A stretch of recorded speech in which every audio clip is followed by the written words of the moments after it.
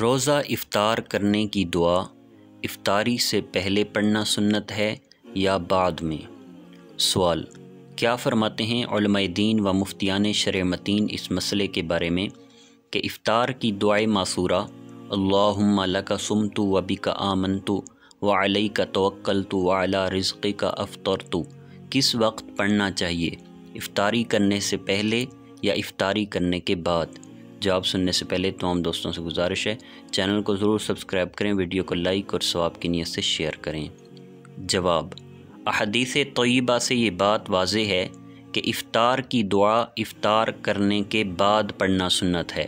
امام ابو داؤد رحمۃ اللہ تعالی علیہ حضرت معاذ بن زہرہ رضی اللہ تعالی عنہ سے روایت کرتے ہیں، یعنی ان کو خبر پہنچی کہ نبی پاک صلی اللہ تعالی علیہ وآلہ وسلم جب افطار کر لیتے تو یہ دعا پڑھتے: اے اللہ، میں نے تیری رضا کی خاطر روزہ رکھا اور تیرے رزق پر افطار کیا۔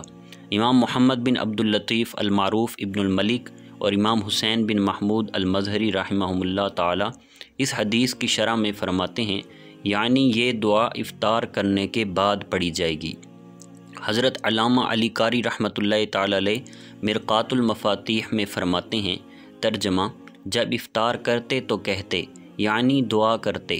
علامہ ابن الملک نے کہا، یعنی افطار کرنے کے بعد یہ دعا پڑھتے تھے۔